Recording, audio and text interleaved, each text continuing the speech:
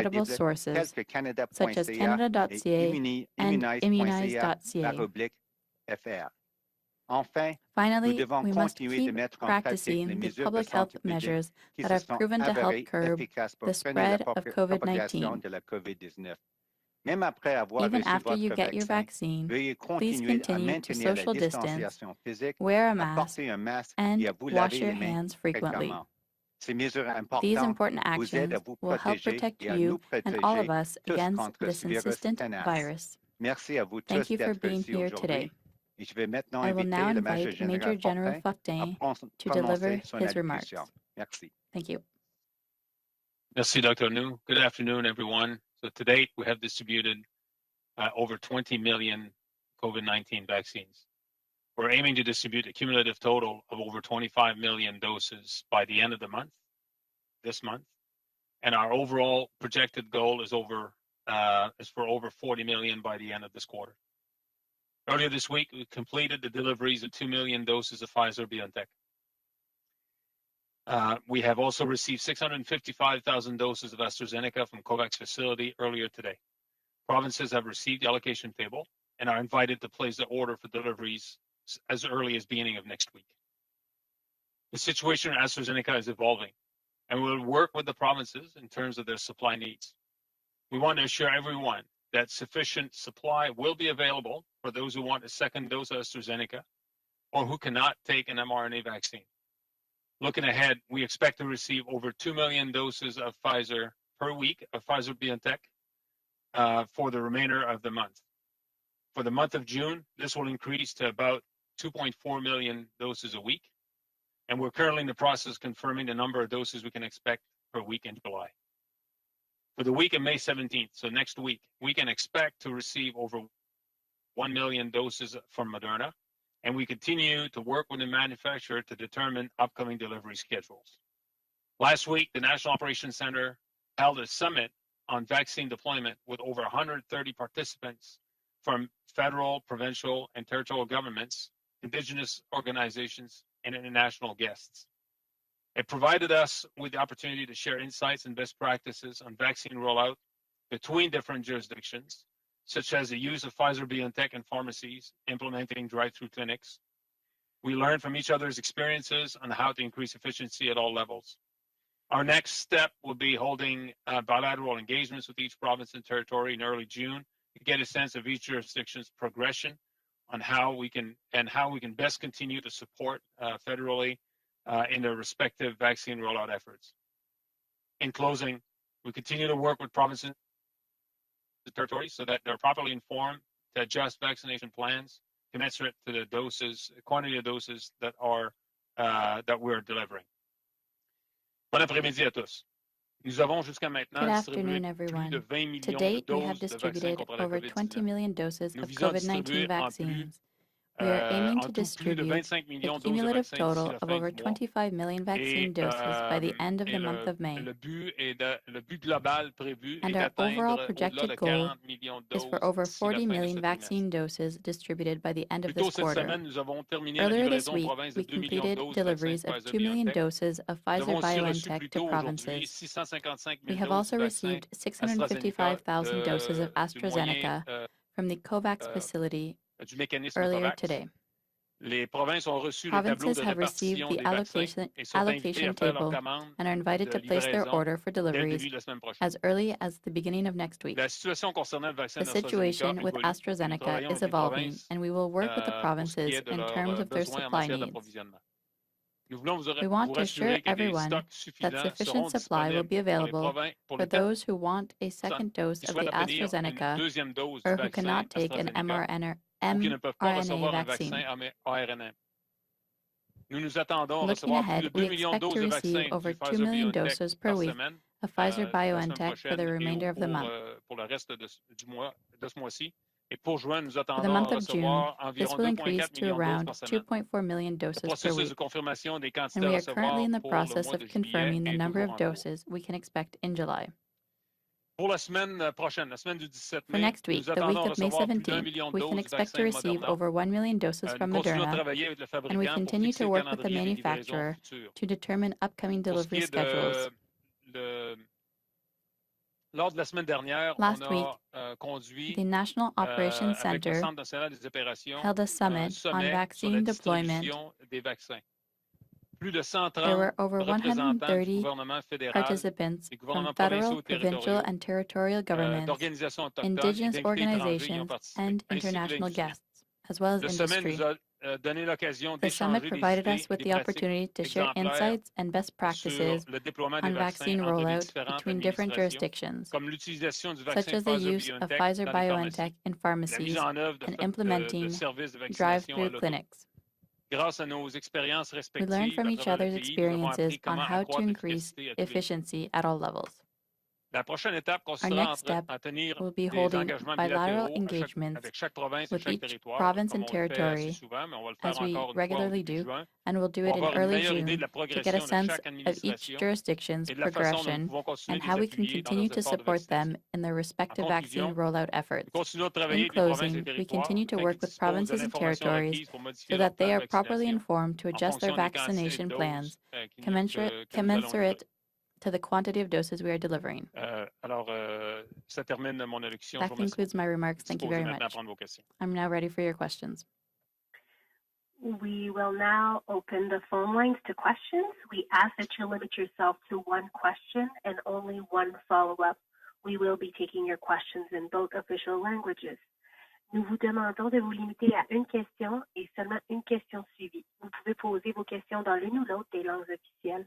We will start with the first question. Première question, opérateur. Thank you. The first question is from Marika Walsh from the Globe and Mail. Please go ahead.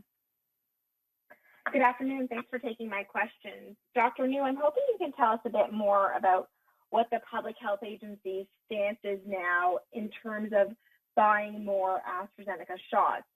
Is the advice from the Public Health Agency to Procurement Canada that we should only buy enough shots to match the second doses for the shots already administered? Or should the plans continue as previously, which was to bring in 20 million doses from AstraZeneca's contract, as well as the shots from Covishield and from COVAX? Thank you very much, Marika, for the question. Obviously, this is a live issue, as we can all appreciate, and we are actually having very active discussions with our counterparts, the chief medical officers of health of the provinces and territories, in terms of their I guess I would call it their orders for the AstraZeneca vaccine. As you can see, it's out in the public that many provinces have actually put a pause in terms of offering the AstraZeneca vaccine as a first dose.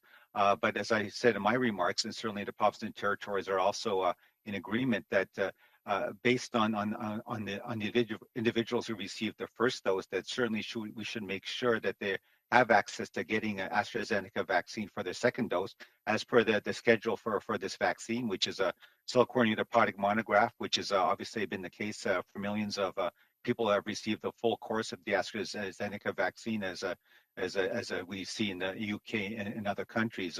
Having said that, we recognize that also Canadians need to make an informed choice if they have received one dose of AstraZeneca, and therefore we're looking at the science and seeing what the results are from the clinical trials in the UK and offering Canadians a choice. And so that is coming. So with that and getting, I guess, more precision in terms of what the provinces and territories are looking at in terms of their need for the AstraZeneca vaccine with respect to the vaccination programs, that will guide us in terms of how we move forward. But that's all I can say at this point. I'm not sure if Major General Fortin or others have any other additional comments. Thank you.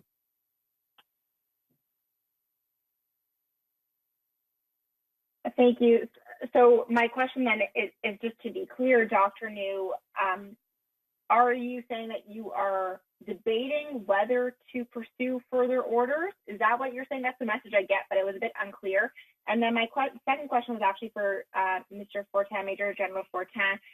Can you tell us how many provinces have said that they will not take the next delivery of the AstraZeneca vaccine from COVAX? If you could just tell us how many and which they are. Okay, so Dr. maybe I'll start, and it's sort of, I think it's related to the question you posed to Major General Fortin. So you can, I can't say in terms of you said the actual order. What we're doing right now is having discussions with the provinces and territories to get a better idea of what their need is and their demand for the AstraZeneca vaccine, based on what they've also said publicly with their vaccination programs, offering or not offering, AstraZeneca as a first dose, but also at the same time ensuring that all those who have received the first dose of AstraZeneca vaccine have access to get the second dose if they choose to go through with their second dose. So based on those metrics, we'll have a better idea, and then we'll have something to work with moving forward. But I think I'll leave it at that and then turn over to Major General Fortin. Yeah, thanks, Marika. Well, a number of provinces indicated that they would not use AstraZeneca for first dose in the last couple of days, and again today. In open source, you can see that there's quite a number of them that indicated that, and that they are currently thinking about using doses, ordering doses for second dose, and to immunize those that already received the first dose. This will start in the next few weeks when you hit the 12-week mark, early June for some, and so that's part of the considerations that are currently at play with the provinces at this time. Merci beaucoup. Next question. Prochaine question. Thank you. The next question is from Geneviève Normand from CBC Radio Canada. Please go ahead. Oui, merci pour ma question. En fait, Question, yes. Thank you. My question is for Dr. New. In the United States today, they announced that Americans who are fully vaccinated no longer need to wear a mask and no longer need to social distance, indoors or outdoors. So when will we see the same thing on our side of the border in Canada? Answer. Perhaps I didn't understand the question properly. Do you mean about the border? Or are you talking about guidelines for the Americans compared to what's here? Journalist. I can specify. I'll ask you for an answer in French and in English. It's not about the border. I want to know, in the United States, Americans who are vaccinated no longer need to wear a mask, indoors or outdoors, and they don't need to social distance. So here in Canada, for people who are vaccinated, who've received both doses of the vaccine, when will the public health measures lighten? When will we be able to stop wearing a mask and stop distancing? Okay, merci pour la question. Okay, je comprends bien. Answer. Je peux répondre ici. Thank you for the question. I can't speak for the Americans, but here in Canada, our approach is more of a collective approach rather than individual. So it's not what we can do as an individual who may have received a vaccine, but what is being done at the community level. So we want to look at vaccine coverage in the community. It's not just for the person who has been vaccinated with 1 or 2 doses. We're looking at the level of protection at the community level. Donc, je pense qu'ici au Canada, so I think here in Canada, sur le bon voie pour we're on the right path au moins une dose to give at least 1 dose to most Canadians. Tout le monde peut-être pour I think everyone vacciné ou can be vaccinated or be offered a vaccine, a first dose, d'ici la fin ou le mois de juin. Donc, c'est le by début de June. l'été. So the beginning of the summer. Après, on sait aussi que The sound is cutting out. So even with a vaccine dose, there is not maximum protection. It's important to continue with public health measures, individual practices, but also at the population level for communities. We're seeing what's happening in Ontario.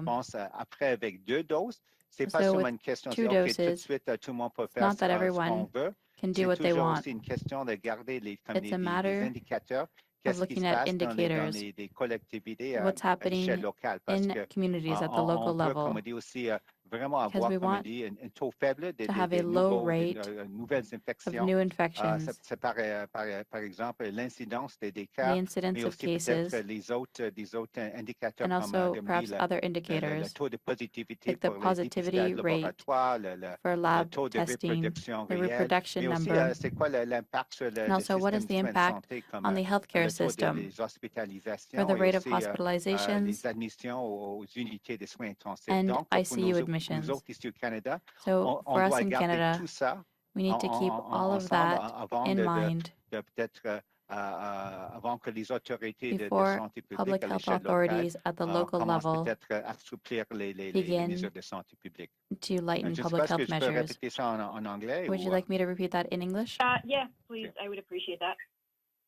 okay, so the issue of comparing Canada to the United States, I can only speak for Canada. I think here in Canada, we have more what we would call a collective or community approach. So it's not about what an individual should be able to do with 1 or 2 doses. It's more about what we're seeing in the population as a whole, especially with the vaccine coverage, because if an individual gets 1 or 2 doses, they're certainly protected to a certain level, but they don't have the maximal level of protection. I think in Canada, we've gone with the approach that it's important to get as many Canadians as possible vaccinated with at least 1 dose, and certainly we're on track to do that, I would say, by the end of June, if everything goes according to plan. So with that, we know that we have a good level of protection for everyone, but it's not as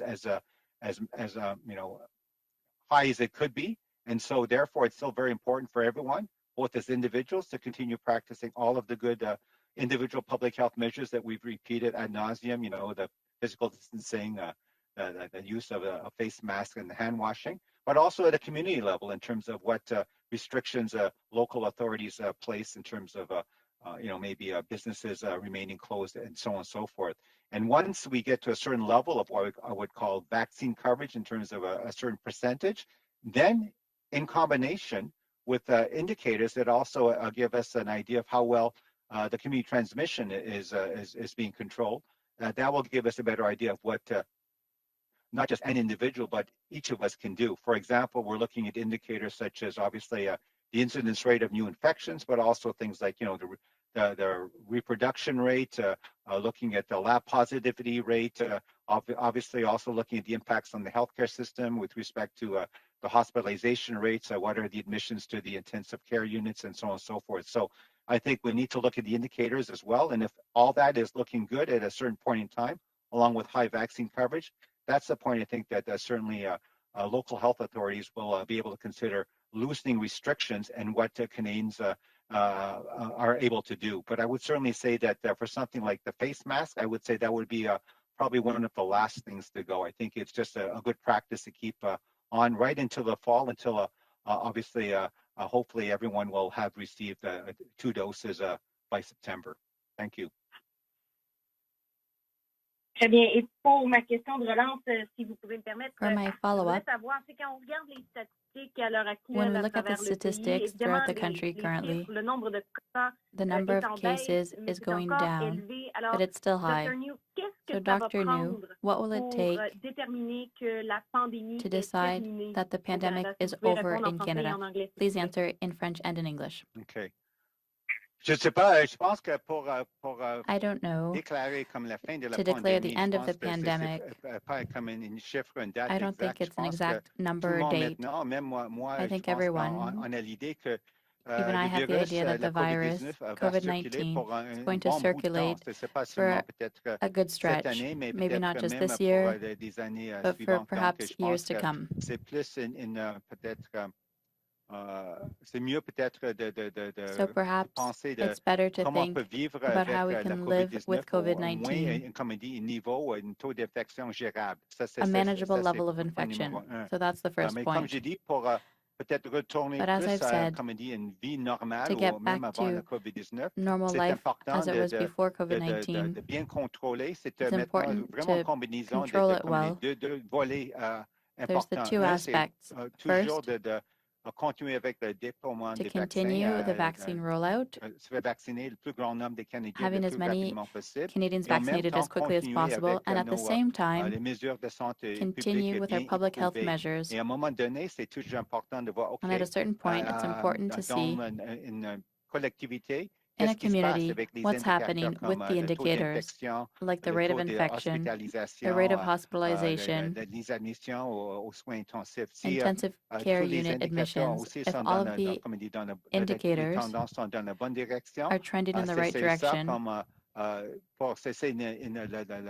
that's the point at which local public health authorities may loosen restrictions, and we can get back to having more activities, perhaps like having gatherings with friends and all of that. So I think it's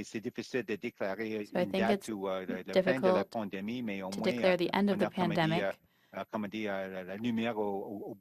at least we see light at the end of the tunnel. And I'm optimistic. I think the summer will be better than last summer with the vaccine rollout. And I'm thinking of nice weather and the fact that at least Canadians can go outside now.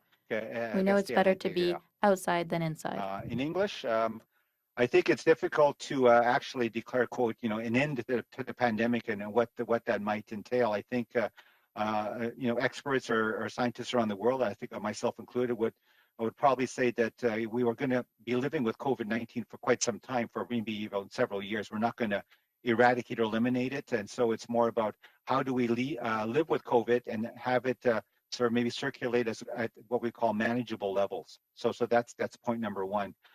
With respect to what we need to do here, I think it's important to recognize there are two important priorities. One, obviously, is to continue with our vaccination and rollout and vaccinate as many Canadians as possible, as rapidly as possible, so we get that good collective immunity against the virus. But at the same time, it's very important to also continue with the good public health measures, both individually and at a population level. And then when we start looking at the indicators that give us an idea of, are we flattening, hopefully, this third wave in certain parts of the country, looking at that the community transmission is being controlled through indicators such as the infection rates, lab positivity, the real, the reproductive rate, looking at the admissions at the hospitals and ICUs and so on. If all those indicators are trending in the right direction, and local public health authorities are comfortable that, yep, everything seems to be going well, and they can go on with the sort of the standard public health measures in terms of testing, tracing, and isolate. And I think you'll see that various restrictive measures will be lifted, and Canadians will be able to get back to some of the activities that obviously we haven't been able to do up to now. And I think I'm optimistic. I'm certainly looking forward to a better summer than last summer, now that the vaccine rollout is well underway. And the fact is that with the nice weather, we can go outdoors, which is obviously, as we all know, much better than staying indoors. Thank you, Dr. New. Next question. Prochaine question. Thank you. The next question is from Mia Robson from the Canadian Press. Please go ahead. Hi there. My first question is for Major General Fortin, back to AstraZeneca. So am I to understand it then that the doses from COVAX that we received today will be stored by the federal government, maybe at Innomar or somewhere else, and won't be distributed at all to the provinces unless they request those doses? Is that the plan, and for how long would we store those doses? No, we're offering them to provinces, and the provinces would place the order. And what we have in our portfolio is an ability to hold in a central location, and so they are prepared for shipment and stored at Innomar, and depending on how and when the provinces want to use them, they can either have them all now, have them on a schedule of delivery. We can hold for a couple of weeks. Those things are possible. They're always possible for all vaccines. Of course, the modus operandi so far has been to push all vaccines to provinces as rapidly as effectively as we could. And in this case here, second doses will start very soon with AstraZeneca. So there's a range of options offered to the provinces. And they're in the process of doing this analysis now. So I suspect some will order in the coming day or so, and will want to receive them in the coming days. So all of that will come together in a few days. Thank you.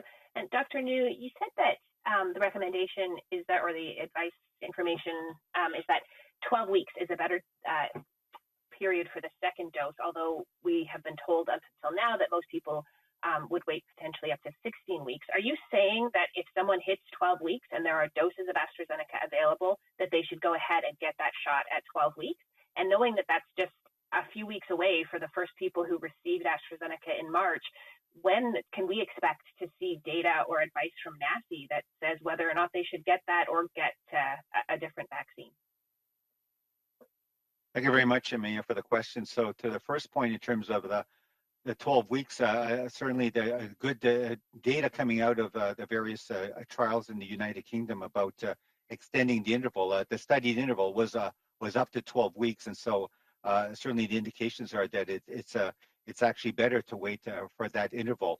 I can't speak for the provinces and territories. Certainly they are aware of the sort of the study results in the UK and elsewhere, the experience of other countries as well. And so it's certainly, I think, possible for provinces and territories, for individuals who want to get their second dose of AstraZeneca, if it's available, and certainly with informed consent and so on, that's something I think that could be considered. With respect to those individuals who received their first dose that are maybe not wanting to get that second dose of AstraZeneca and maybe looking to receive a different type of vaccine, we know that NACI is looking at that very carefully, and we do expect to get advice shortly. I think they're also looking for the sort of the data to come out of the United Kingdom, so they want to make sure that it's evidence-based in terms of their recommendations. So I think it's a bit of waiting for the UK sort of data to become available so NACI can take a look. But certainly, I think the provinces and territories are well aware of what I guess the experience has been in other countries, and they'll take that into account as well as they plan with the further rollout of their vaccination programs. Thank you, Dr. New. Next question. Prochaine question. Thank you. The next question, la prochaine question est de Marc-André Cossette de Global News. À vous la parole. Yes, good afternoon. Thanks as always for taking our questions. Mine today are both for Dr. New. I'd like to return to today's news from the U.S. Centers for Disease Control and Prevention and their announcement that people who are fully vaccinated don't need to wear masks or social distance both indoors and outdoors. You've said already today that you expect Canadians will have to continue to wear masks and keep up physical distancing until the fall. But in the meantime, I wonder what impact do you think today's announcement from the U.S. might have here in Canada? Well, I think, what I would say is that the U.S. guidance obviously is aimed for the U.S. context. And I think here in Canada, I think we appreciate that we have a sort of more of a community or collective approach. It's not about, maybe looking at what any given individual could or should be able to do, having received 1 or 2 doses of the vaccine. I think it's about doing it as a sort of a team effort. We get it. We want to get everyone protected with the 1 dose, and then we're going to go on to the second dose as quickly as possible. I think the other way to look at it is that if you receive 1 or 2 doses, and let's say you're from the outside. I'm going to pick the example. It's somewhat related to the Yukon Territory. As you know, they've changed their policy recently, saying that individuals coming from the outside who now have been fully vaccinated with 2 doses don't need to quarantine if they come into the Yukon Territory. And I think there are probably several factors underlying that kind of thinking. First of all, it's not about necessarily individuals coming in having had 1 or 2 doses. It's more about the comfort level that Yukon authorities have with their population. The fact that if they feel that the community transmission is low and it's manageable, and the fact is that they have a high vaccine coverage or high enough, that they feel confident that there's a good sort of level of protection for their population as a whole, then it's fine in terms of maybe loosening some of the measures. So that's how I think I would see it for Canada as a whole, and obviously even at a individual sort of a regional level, it's not so much about people what they do with 1 or 2 doses. It's more about the vulnerable remaining part of the community and the population that has not received either the one dose or even still waiting for their second dose. So that I think is a part of the thinking here in Canada. Right, and I think Canadians are on board with that team effort that you mentioned, but those who haven't vaccinated either fully or partially, they do have questions about what they can do safely. They're wondering about how the public health advice that they've been following for more than a year changes as a result of vaccination. So why don't we have clear national guidelines on safe behavior for fully or partially vaccinated Canadians? Do you not see any role here for the federal government in providing that advice? It's difficult. Canada is a big country, and certainly the reality in one part of the country could be quite different compared to others. And I think we all recognize that, sort of the hot zones or regions of the country which are much more heavily hit compared to other parts of the country. I think that at this point, we're still, on track where we're close to 50%, which is good in terms of Canadians having received, eligible Canadians having received at least one dose. But certainly, as we all know, one dose it certainly gives you a certain level of protection, but it's not the maximal amount of protection that you could get from that vaccine. And so we're looking for the 2 doses. And I think Canadians can understand and also appreciate that if they have been one of, I think, the lucky ones who've made the good decision to get that first dose, that certainly with that certain level of protection, that there's a comfort to that, but they certainly shouldn't be relaxing either their own personal protective measures, but also respecting what measures might be put in place at the community level. I can just give you the example that no vaccine is 100% effective, and I think we all get that. Even with 2 doses, if it's 90 whatever percent effective, there's always what we call vaccine failures. The other aspect, a lot of unanswered scientific questions about the duration of immunity and so on. So I think it's just a very prudent approach that we keep at it, that we don't sort of create a sort of, I think in my mind anyway, a situation of sort of the haves and have-nots in terms of those who have received 1 or 2 doses of vaccine and those who haven't, what they're allowed to do. I think we're in it as a country and as Team Canada, and I think it's still, as you said, the way most Canadians are approaching it. Let's get the 1 dose to as many Canadians as possible, and then once we get to that level, let's go for the second dose, and then we'll see where the indicators tell us the situation is in Canada in terms of the level of community transmission and the impacts on the healthcare system. Thank you, Dr. New. Prochaine question. Next question, please. Thank you. The next question is from Alex Boyd from Toronto Star. Please go ahead. Hi, all. Thanks for taking questions. Just to follow up on that earlier question about AstraZeneca, just wondering if you're concerned at all, given the hesitancy around these doses, about the provinces either not placing their full orders or not wanting those shipments at all. And if so, what happens to those AstraZeneca doses? Is there a plan in place to make sure that they don't go to waste?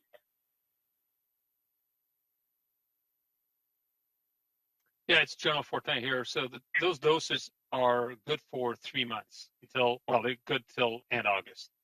And so there's a range of options here, and provinces will make decisions based on the data at hand with the recommendations. But what we're seeing is a desire to get those doses for second dose, and how they will administer, how they will want to change their plan moving forward, I think remains to be seen. So we're in close coordination with the provinces and territories on vaccines all the time. There's no exception here with that vaccine. And so if we were potentially moving forward at a situation where we would have doses that would not be used effectively here in country, that's part of the advice that we would provide based on that input to government. But we're not in that situation.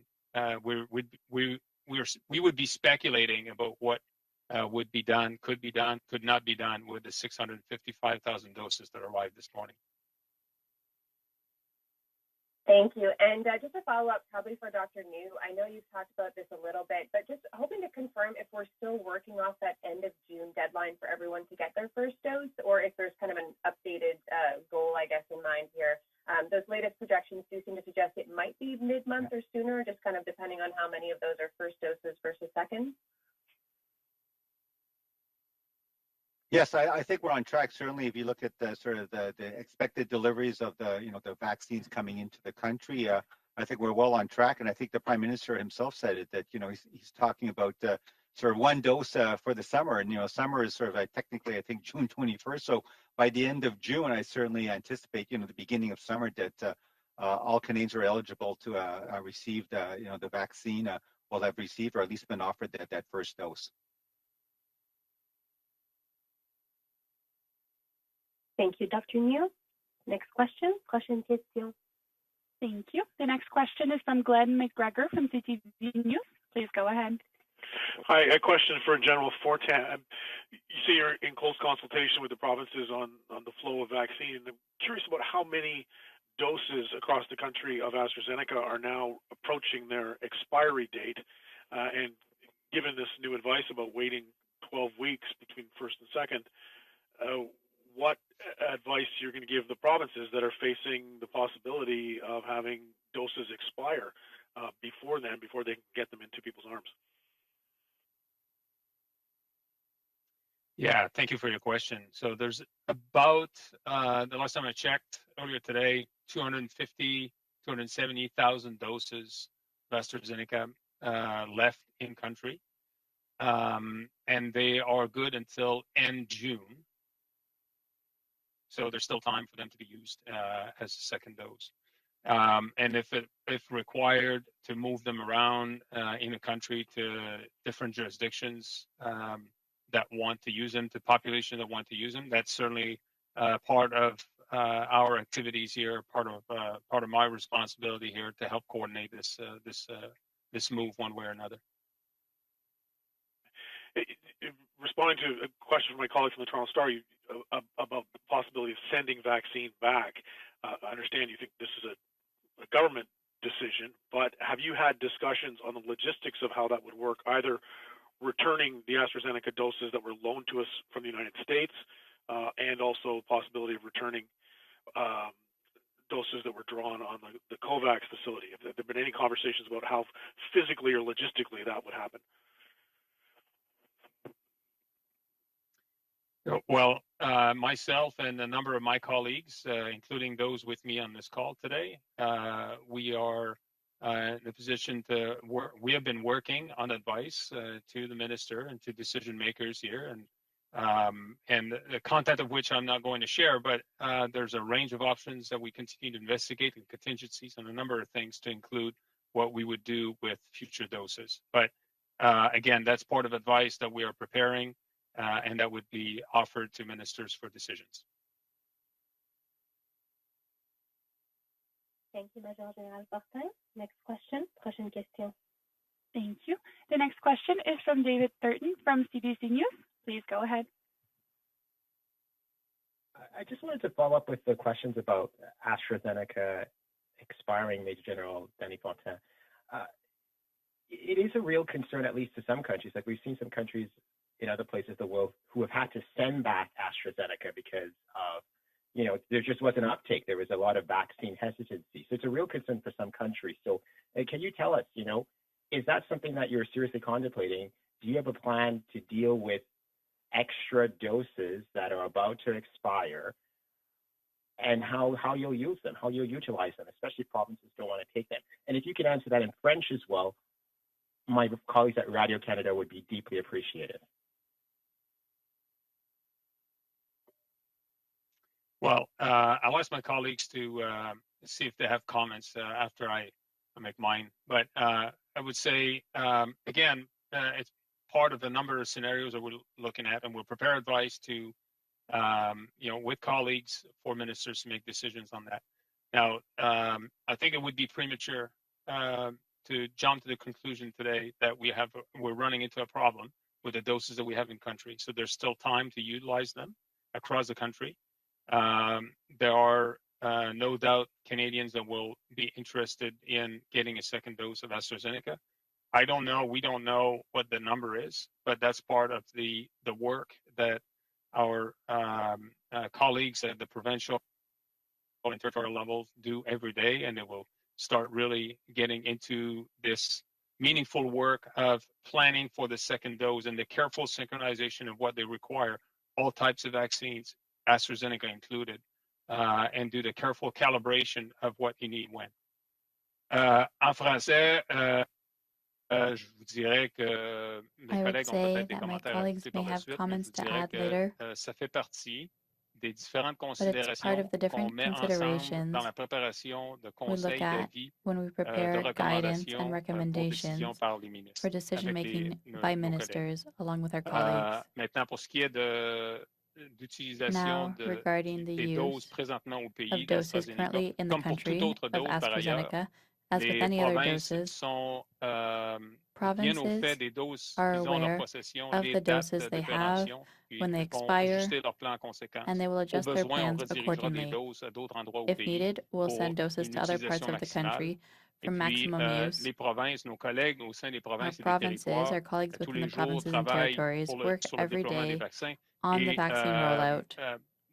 au cours des prochains jours et semaines, ils seront davantage préoccupés sur la planification et la synchronisation détaillée de l'administration de la deuxième dose. Et ce que ça veut dire en termes de quantité de différents types et horaires de déploiement. Alors, notre travail de synchronisation serré avec les provinces ne fait que commencer sur ce sujet.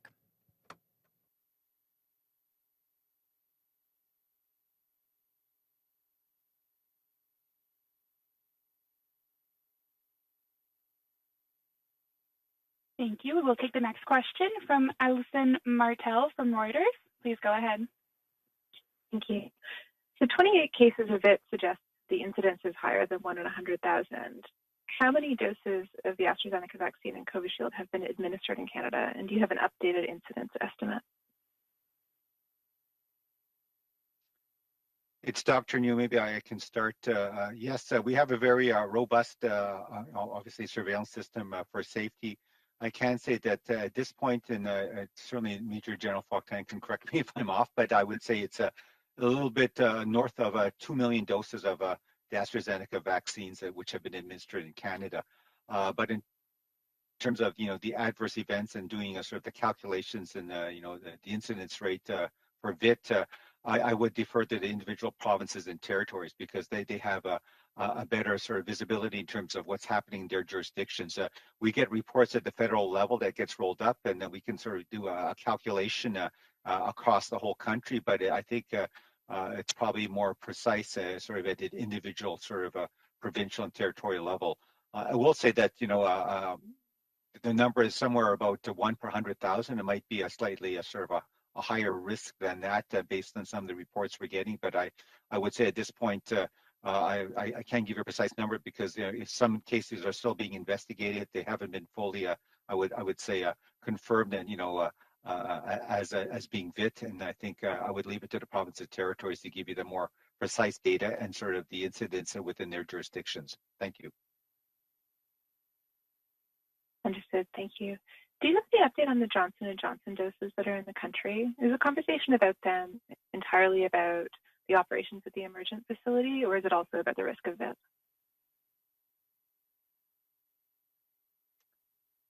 It's Dr. New. I could start. If I understand the question about the doses that have been received in country but are still under quarantine, I think it's still the process in which Health Canada as a regulator is undertaking working with obviously counterparts in the United States and with the manufacturer, obviously as well for the facility in question to look at sort of the quality assurance aspects to hopefully, I guess, determine whether or not they can be assured that the doses that have been received in Canada meet their quality standards. So that's that. It's with respect to the risk, based on the U.S. experience and data, I think they also did a review in the U.S. with the FDA, and I think based on a few events or the rare events in the U.S., I think their risk was determined to be about 1 per 500,000 doses. So that's what the U.S. has determined to date. Certainly, our National Advisory Committee and the provinces and territories are also aware of that data, but other than that, at this point, it's still a question of waiting for Health Canada in terms of either releasing or determining that the doses are good or not good to go in terms of distribution in Canada.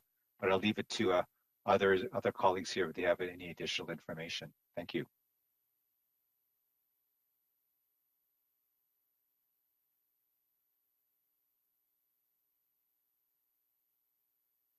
And next question. Prochaine question. Thank you. We will take the follow-up for David Thurton from CBC News. Please go ahead. Hi, thanks so much for coming back to me. It's an important follow-up. We heard from health officials in Nunavut that they don't have a timeline for receiving Pfizer, and they need that vaccine, of course, to vaccinate the younger population. So could you give us what is the plan for getting Pfizer to Nunavut and the other territories as well?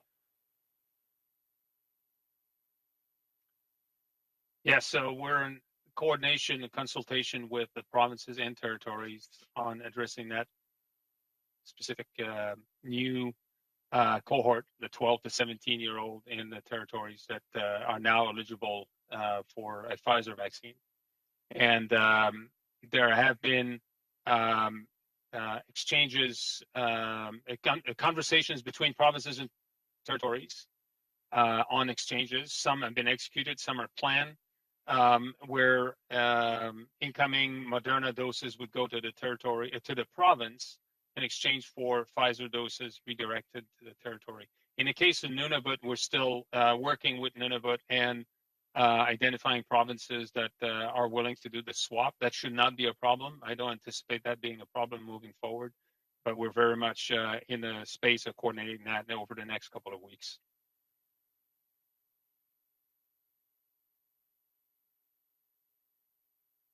Thank you, Major General Fortin. Next question. Prochaine question. Thank you. The next question is from Dylan Robertson from Winnipeg Free Press. Please go ahead. Hi there. I'm also wondering about expired doses. Quebec's health ministry told CDC it's already had some doses of Astrazeneca expire. So I'm wondering if there's a system to redistribute these so that they don't expire, if the provinces are punished for letting those doses expire. And do you have any sort of ballpark numbers on how many of each vaccine have expired in Canada? Well, regrettably, I don't have visibility on number of doses that would have expired.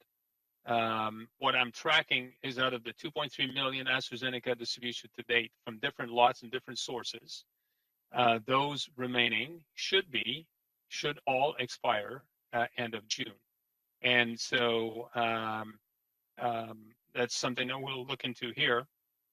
But we're in constant conversation with provinces, so I don't anticipate that being a problem with certainly other vaccines as they administer those doses quite rapidly. But we'll have to keep a close eye, of course. I think you and your colleagues have raised that. We have to keep a close eye on moving forward how we utilize AstraZeneca and adjust accordingly.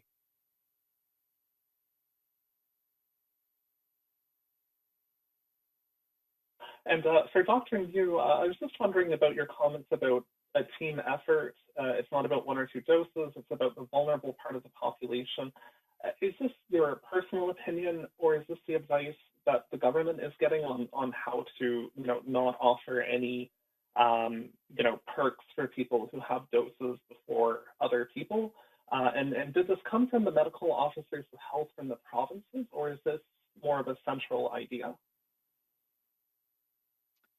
Thank you for the question. No, I think it's a collective idea. As you well know, we have regular meetings with the Special Advisory Committee with the Chief Medical Officers of Health, and we're all on the same page in terms of the approach. And you can see that with the vaccination programs in the provinces are offering that first dose, to all of the eligible Canadians. Obviously, they started with the priority groups and then working their way down.